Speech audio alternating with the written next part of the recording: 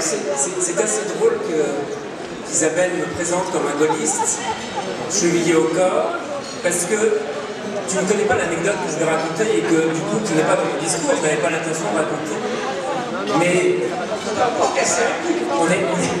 on est tous marqués par son enfance. Et quand Isabelle me parle de gaullisme, moi je pense à ma grand-mère. J'avais une grand-mère formidable, comme j'espère beaucoup d'entre vous.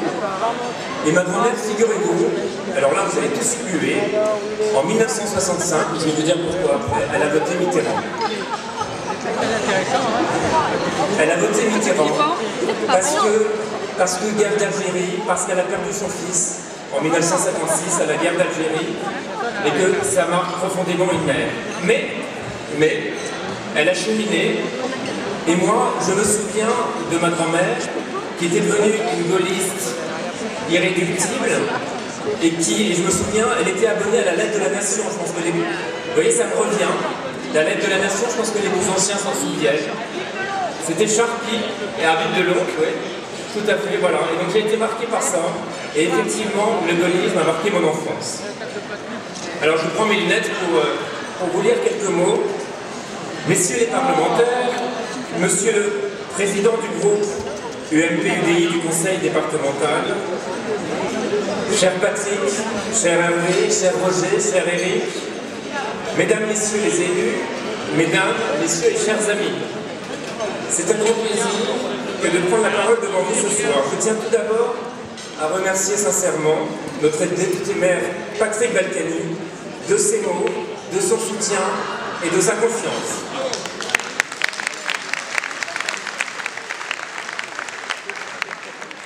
Je remercie Valérie Pécresse pour le message qu'elle vient de nous adresser et je lui dis combien nous aurons à cœur de soutenir les listes qu'elle conduira en décembre prochain lors des élections régionales. La région Île-de-France, j'en ai la certitude, sera présidée fin 2015 par une femme compétente, de valeur et qui saura redonner le sourire aux Franciliens.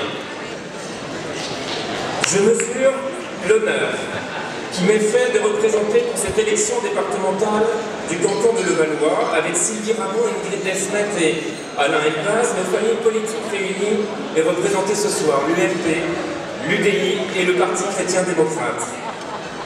Je tiens à remercier chaleureusement, à ce titre, Jean-Frédéric Poisson, président du PCD, André Santini et Hervé Marseille, président et président délégué Hauts-de-Seine de l'UDI, Roger Carucci, secrétaire départemental de l'UMP Hauts-de-Seine, de leur soutien et de leur présence ce soir, Jean-Frédéric étant malade, mais représenté par Frédéric Robert, conseiller municipal de Levallois, vous pouvez applaudir et qui peut se lever.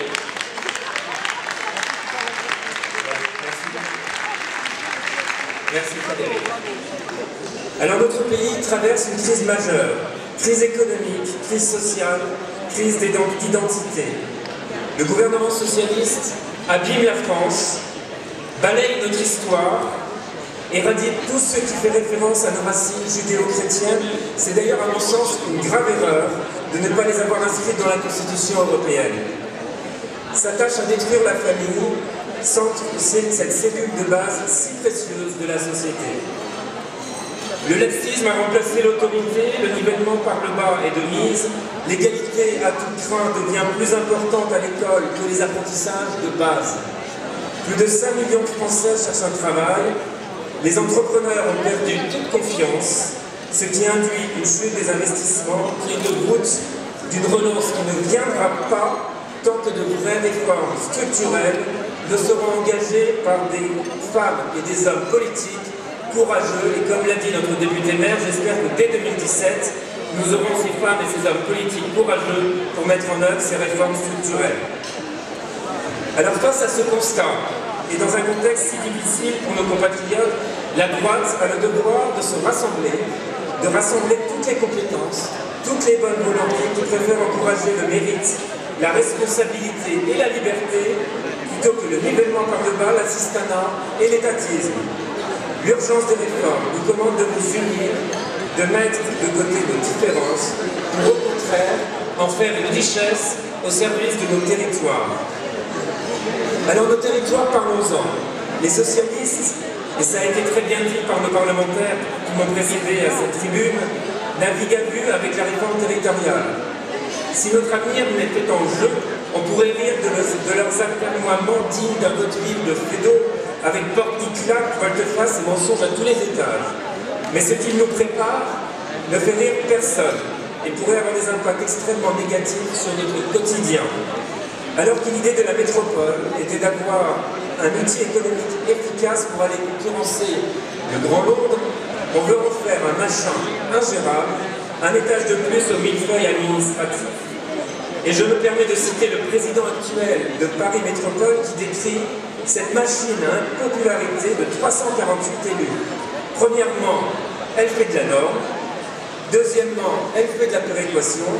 Troisièmement, elle fait un peu d'aménagement et de logement. Ce président, c'est Patrick Devedjian, et il a malheureusement raison. Mais nous comptons bien sur lui, nous connaissons sa pugnacité, et il est ce soir à l'Assemblée nationale, pour redonner un peu de bon sens à cette réforme et lui donner une véritable utilité économique. C'est bien là aussi l'un des enjeux de cette élection départementale, celui de renforcer les majorités UMP, UDI, PCD de nos départements. Je veux ici le remercier, Patrick Devedjian, de son soutien sans faille, et je tiens à saluer son bilan à la tête de ce département. Sylvie l'a dit et bien dit, le département qu'il préside agit efficacement pour les familles, l'enfance, les personnes âgées, handicapées ou en difficulté, les collèges, l'aménagement de son territoire. Et l'action de Sylvie Ramon a permis de relayer efficacement ces politiques à Levallois, on peut l'applaudir.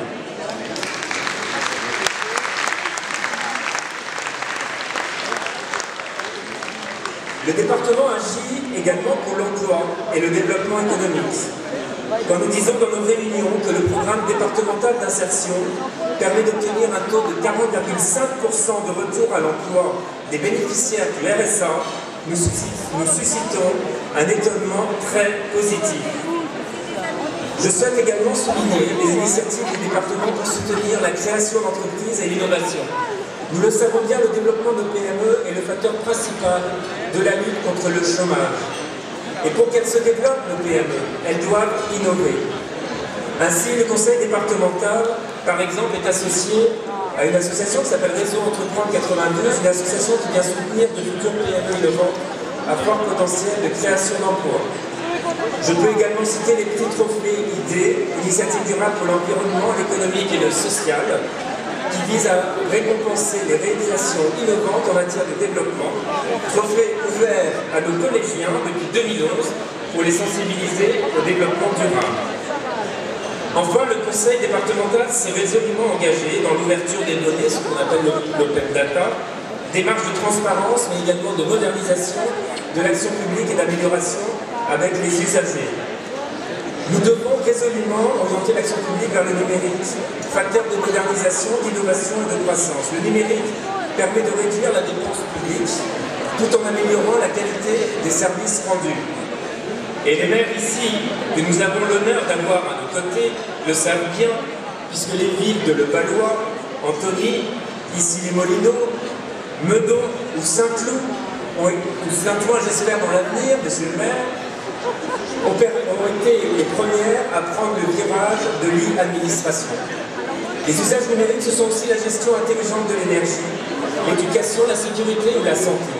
Par exemple, et en utilisant le potentiel prometteur des objets connectés, le département pourra renforcer sa politique de maintien à domicile de nos anciens, enjeu majeur des prochaines années en raison du vieillissement de la population. Le département des Hauts-de-Seine peut assurément être en pointe sur ce domaine. Alors, je ne terminerai pas ces quelques mots sans deux remerciements. Tout d'abord, un mot personnel de remerciement pour ma femme, qui est mon soutien indéfectible. Elle peut se lever,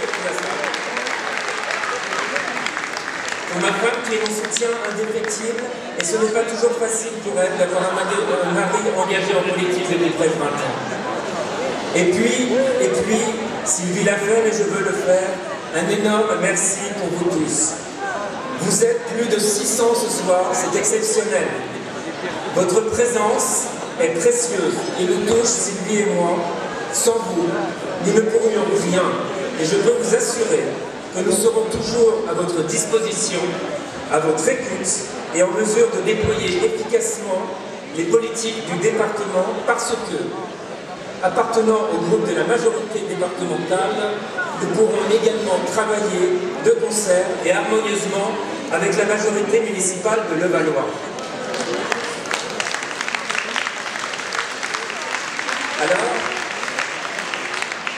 Alors le 22 mars, soyez au rendez-vous des urnes, nous comptons sur vous et vous pourrez compter sur nous. Vous le savez, notre priorité c'est vous.